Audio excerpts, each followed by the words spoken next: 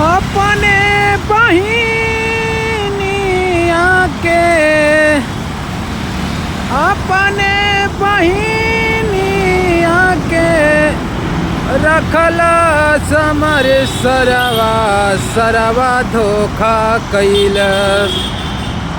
अपने बहिनिया के रखला समर सरवा धोखा कैलस।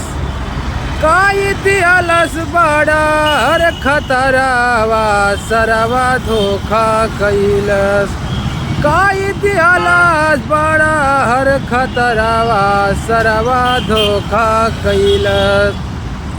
बार बार घर जाई बार बार घर जाई बात कर बन के भाई। बार बार घर जाई बात कर बन के भाई।